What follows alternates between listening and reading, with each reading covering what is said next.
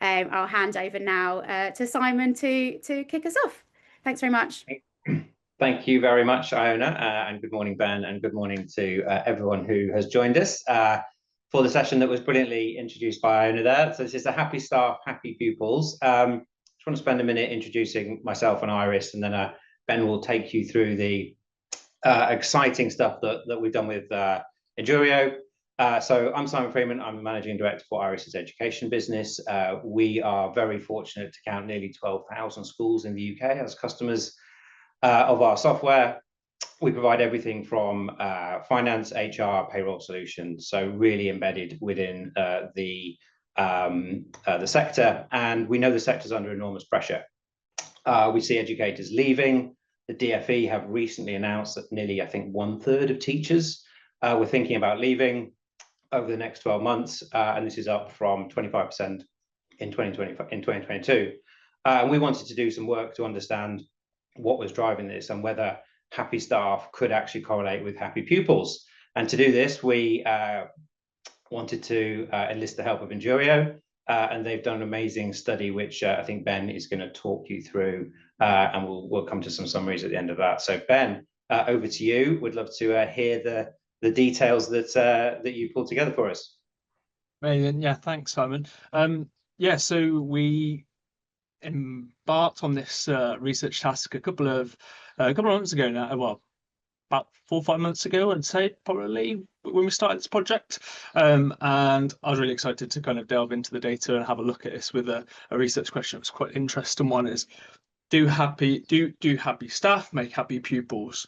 And the scope for that, we had a look first of all of, okay, where staff are happy, pupils tend to be happier. And the questions that we had a look at to kind of delve into this was staff likelihood to recommend, and pupil likelihood to recommend, and staff likelihood to recommend, and pupil happiness. So you can see on this graph here on the left that staff likelihood to recommend and pupil likelihood to recommend, there is a correlation between those. So you see that trend line going upwards. So the happier staff, well, the happier staff are, which was our measure for staff happiness, was how likely they are to recommend their workplace as a good place to work, with how likelihood pupils are to recommend their school as a good school.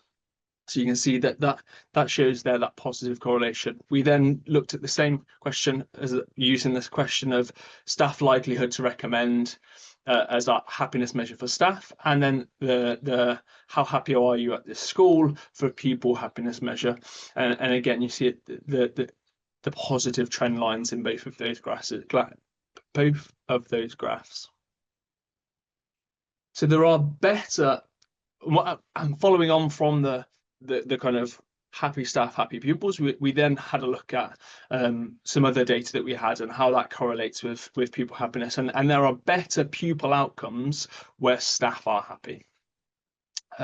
So there was a relationship between the likelihood to recommend and Progress 8 scores.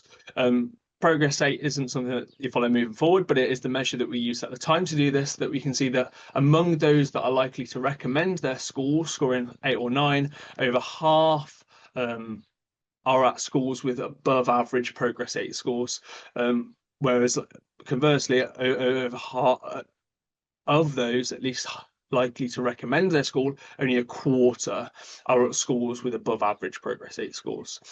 So what we see here is, in simple terms, is staff here well above average, smaller amount not likely to recommend, more likely to recommend their school, higher percentage of well above average or above average. Where performance management is strong and there are clear career development opportunities, staff are happier. So performance management and staff likelihood to recommend, there is a positive correlation between those. You can see there the larger green bars at the top with staff that are very satisfied with performance management and procedures within their workplace, whereas those that are very dissatisfied are much less likely to recommend their workplace as a good place to work. which we see 85% at the top compared to 17% of those that are very, very dissatisfied with the performance management procedures in their workplace. Seeing a very similar story when we look at career progression within their roles and likelihood to recommend. So we ask staff, how satisfied are you with opportunities for career progression within their workplace? 86% of those who are very satisfied with the opportunities for career progression would recommend their workplace, compared to only 13% of those who are very satisfied. So a score at 8, 9 or 10 are extremely likely to recommend. We also found that leadership plays a big role in staff happiness. In our staff retention and academies report, we saw that leadership dynamics is one of the strongest correlating factors with staff risk of resignation.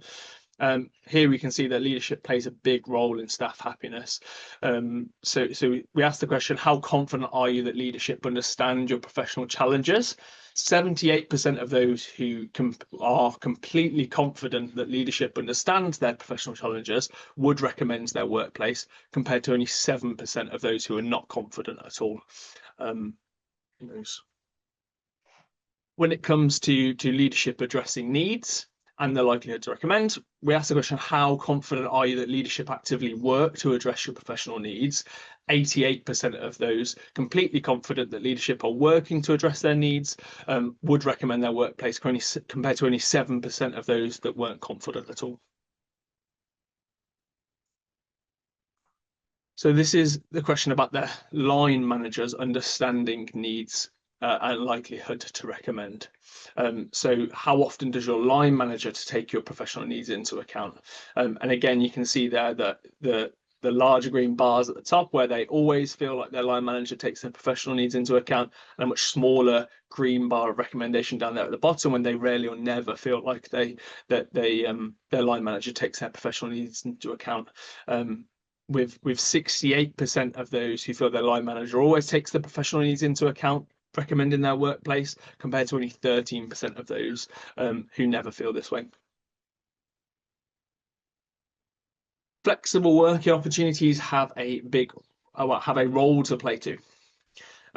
We ask the question in our staff survey as how suitable to your personal needs are flexible working opportunities available in your workplace. 76% of those who found the flexible working opportunities very suitable would recommend their workplace, compared to only 22% of whom are not suitable at all. So you can see there staff who felt that the flexible working opportunities available in the workplace were not very suitable or not suitable at all, were much less likely to recommend their workplace as a good place to work.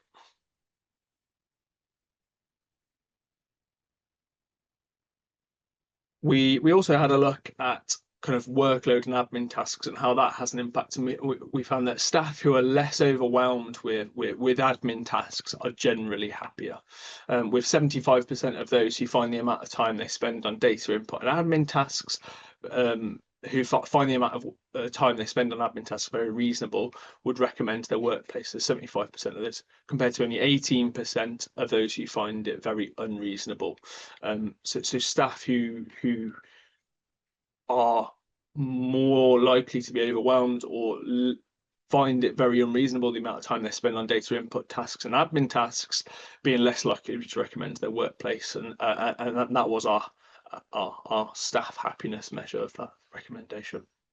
So what can you do? I'm going to hand it back to Simon for this bit, for his input. Thank you very much, Ben. If you don't mind just jumping us onto the next slide. So I guess none of us should really be surprised about what we found. Correlating happy staff and happy pupils and better outcomes is probably not a huge surprise. But I guess the real question is how do you make this happen? And we've had many conversations with trust leaders as to what are the things that influence this. And obviously some of it's come out. Some of it's come out in the work that Ben has just looked at. But one of the things that was absolutely overriding on this in conversations that we had was around culture. and the need of a trust CEO or indeed just a trust leadership team to be able to oversee and look at the schools within the trust and make the right judgments. And clearly the judgments are made through data and through insights, but also through the softer evidence of staff and interactions and however the leadership team are interacting with the school.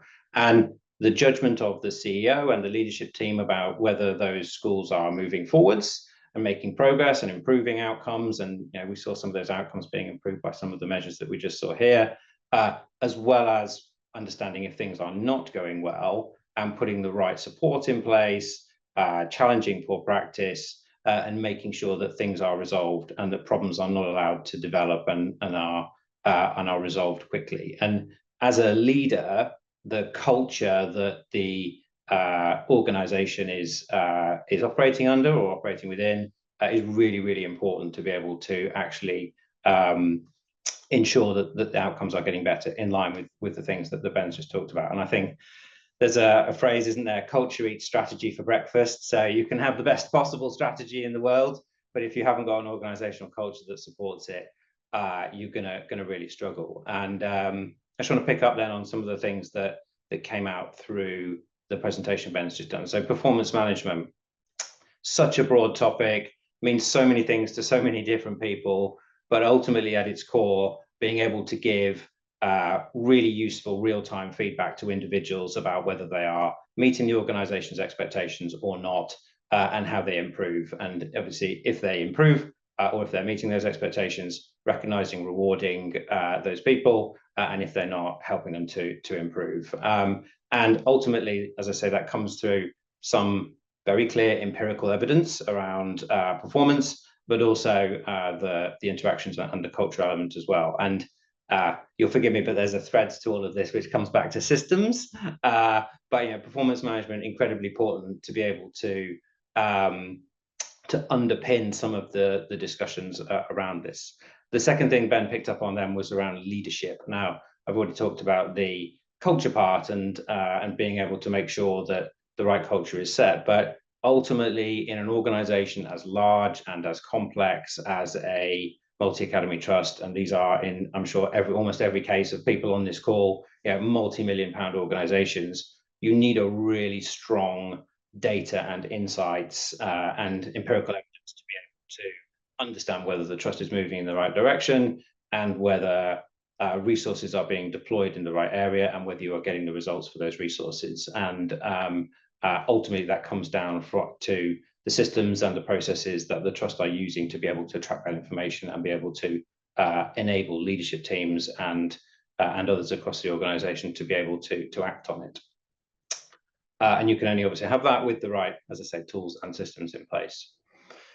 Ben also talked about the frustration of admin tasks within these organizations. And I think we probably all know from our day-to-day roles that admin tasks, both within our own roles and in the wider organization, can sap a huge amount of time and effort from the things that people really want to be focused on, whether that's delivering great lessons in the classroom, or whether it's making sure that the school is running effectively and efficiently, and that shared services such as finance or HR or however the trust is set up are as efficient and effective as possible. And at Iris, our focus on having multiple systems that talk to each other, that save time within the trust, and that ensure that tasks are minimized. Obviously, it's almost impossible to get rid of all data input and data activity, but we have a huge focus on integrating those systems and trying to make sure those admin tasks are removed as much as possible. And as I said a little bit earlier, ultimately, a lot of these things come from having the right structures and the right setup in place to be able to generate the data and generate the insights that are going to be able to support the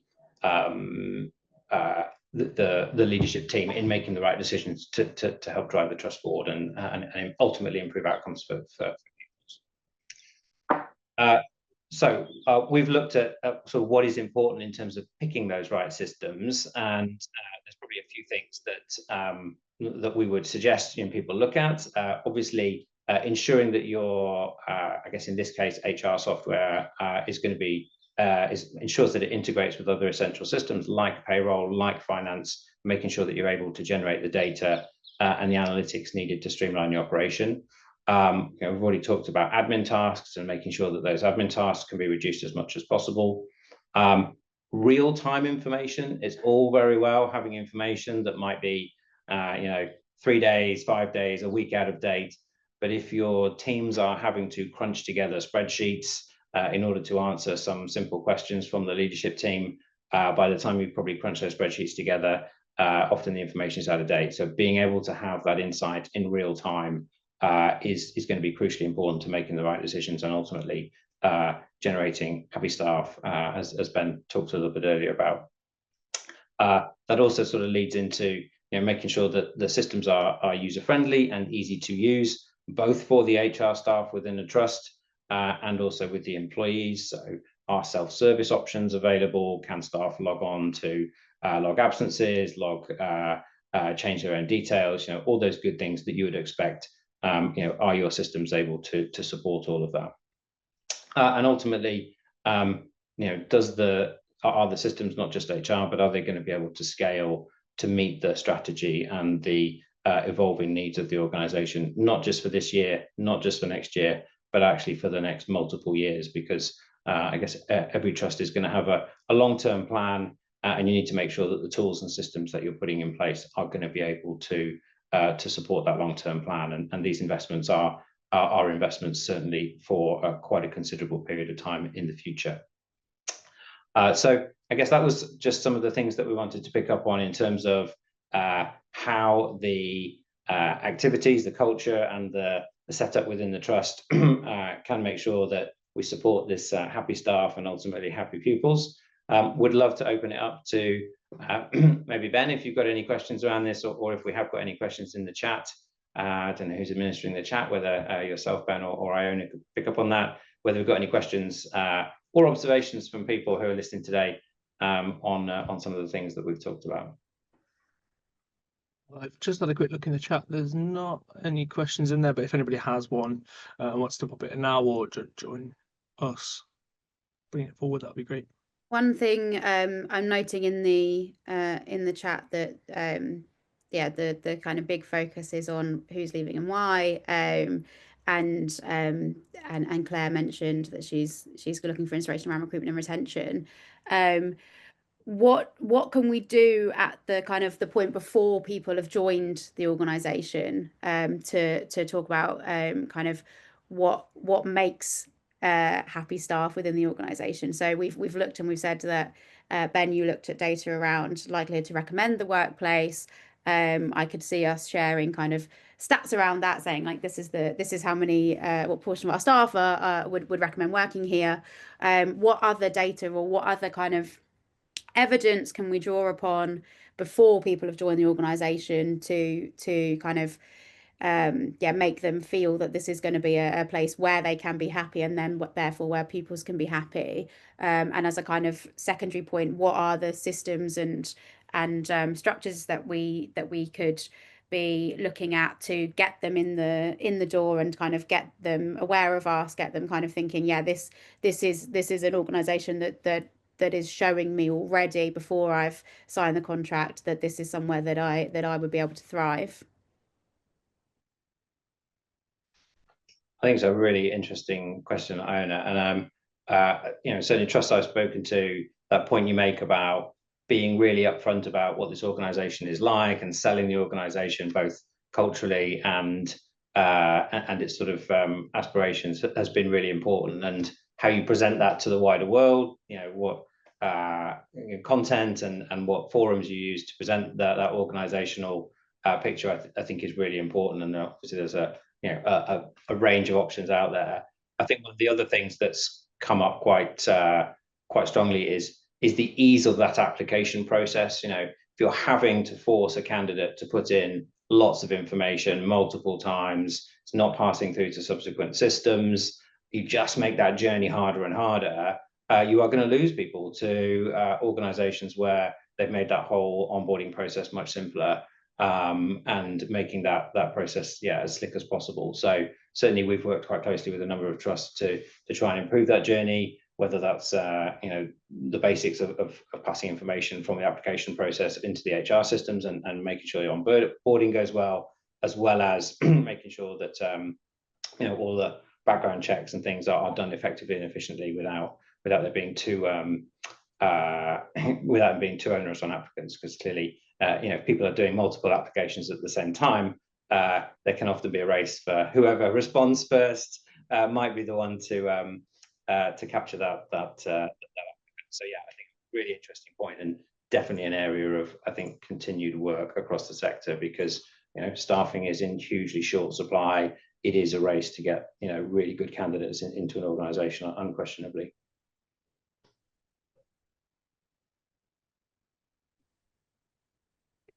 I can see there's a question in the chat from Rebecca. Do you think there's a role for AI in the technology used to support positive people management and leadership? I think this is a really, really interesting question. Undoubtedly, AI is going to play a huge role into the future. I think in Iris, ultimately we're a software business, so we do get quite involved in this. We've been using AI quite extensively behind the scenes in our own processes. I think we're trying to be very thoughtful about how we bring that forwards into the products that we use for trusts, and making sure that we're not just putting AI in to claim we put AI in, but putting AI in where we can really, really solve real world problems in the school. And I think the first application that we've done of that, which has probably been more successful than we'd even hoped for, has been actually around analytics. The volume of data that schools produce when you've got systems in place is absolutely huge, and being able to then tease out what are the insightful trends that are going to make a difference. What are the things that CEOs and COOs and CFOs should be looking at to see whether the organization is going in the right direction. Being able to pull those insights out and put them really in front of the leadership team has been really helpful, and we've been using AI to surface some of those insights really quickly.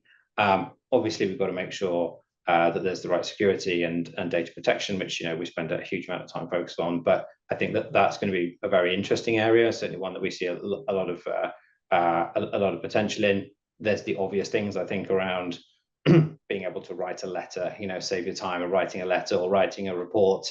But I think there's plenty of tools out there that people already use to do that, from ChatGPT or other more custom tools. But specifically to Rebecca's point around people management, I think having the right level of insight and data that trusts can use to help individuals in the school to improve and to intervene where things aren't going well, or to recognize really positively the things that individuals are doing that are driving disproportionately positive outcomes, and being able to then take that best practice and use it across the school. I think that's a really exciting area for the future. So yes, I guess the answer is I think we're just at the foothills of this, but it could be really exciting for the future. Yeah, I think that's right. We in one of our guides that we've shared, that I think my colleague Amanda might touch on later today, we took the topic of workload, and we looked across all of the trusts that we work with, and looked for who is doing workload well. And that's a kind of silly question. It's a silly wording of the question, but it's quite an important one, because the consistently across our staff survey, we see that workload is an area where people are least happy. The question, how often do you feel overworked? I can't remember off the top of my head the data point, but it's a staggering number of staff who at least some of the time feel overworked, and I think it was around only 12% that rarely or never feel overworked. We took workload as a kind of key area, and we found which trusts and which schools have the kind of most positive scores when it comes to that particular area. And this isn't specifically about AI, but it's about process and innovation, and automation, and AI is in that kind of camp. One of the things that the trust that we spoke to had a kind of consistent feeling was they are kind of comfortable with experimenting, comfortable with trying things, see if they kind of help save people time, and trying out things like AI, trying out things like different policy changes to see kind of, yeah, is there an improvement that can be made, and then the kind of the sort of flip side of that is making sure that you're using technology to take away the sort of more boring things, and one of the things that you two just spoke about, Ben and Simon, was the admin side of things, and all of that stuff. So if AI can do some of the heavy lifting on those bits, if it's not detracting from the kind of quality, if it's in fact improving the quality because you've been able to, like you were talking about then about the number crunching, you've been able to spend the time on the thinking rather than on the kind of handle turning, and getting to the point where you can start thinking. I think there is a kind of a growing case, and I know that the DfE have just kind of said that it's okay to be using AI, and it's something that we should be thinking about. Yeah. I can see so somebody just posted in the chat, giving AI workshops across the trust to reduce workload. I think that's an excellent idea. And this might be slightly controversial, so forgive me for the MD of a software business, but I think we need to balance the need to use AI, which undoubtedly is going to revolutionize, a number of areas, workload being one of them. We've got to balance that with actually getting some of the basics right. If you look at most of the infrastructure in a school at the moment, too much of it doesn't talk to each other properly, and data doesn't flow through those systems. So we're doing really basic things of having to rekey information, having to pull spreadsheets from separate systems and crush them together, things that take a huge amount of time, bring risk in, which is just not necessary in a modern technology environment. So I think we're very much focused on, I guess, trying to do both, right? Let's make sure that those systems support minimal efforts through their interconnectedness within the school, and then once you get that bit right, AI can actually do some of those tasks for you, and really reduce the amount of effort that people need to put into basic admin tasks. And obviously that time can be redeployed into something much more valuable to improve student outcomes, and hopefully make sure that there's happier staff as a result of that as well. So I think a really interesting topic, and as I say, one that at Iris we're very focused on trying to improve that workload. I don't think it's a silly question at all, Iona, by the way. I'd love to see a bit more of your study around workload, because as I say, it's something we're very much focused on. Yeah, I pasted the link, I think, did I do that already? I don't think I did. I'll paste the link to our wider kind of insights, but I'll also share the link to the workload piece. And I think the kind of, the other stuff around there was about, one of the key things was around processes that enable, not stifle, and sort of making sure all of it was about this kind of finding the right balance between this and between that. There was kind of high expectations, but also high level of support. There was the right balance of kind of experimentation and stability. There was also the right balance of processes, and making sure that it is, like you said, about how complex it can be to get to even know that your data is in the right place, or to know that you're kind of getting the data and using the right data and so on. I think making sure that you're not kind of over processing stuff, and so that in order to do this thing that would have taken 5 minutes just by a person just sitting and doing it, you actually have to spend half an hour going through all of these kind of stages of the process. But then at the same time, where are the areas that you can massively scale or massively kind of simplify tasks, and use technology and use systems to achieve that. Yeah, completely agree. And I mean, we've been very focused on I guess traditionally called back office services, but crucially important, so finance, HR, administrative tasks, and as you say, making sure data flows between systems is something that's absolutely key to what we do, and within the Iris portfolio, making sure those things flow in the background. And you can save literally tens of hours on individual roles on a relatively short period, by just stopping some of those multiple clicks or having to take stuff out of one system and put it into the next. And that can have a dramatic impact. And we've got lots of case studies where we put systems in, and and it has been transformative to the way that schools work. That's not to say that by any stretch we're perfect, or there's not more we can do. There absolutely is, but I think certainly in context of this AI, getting some of the basics right and then using the AI to enhance even further, I think is a huge opportunity.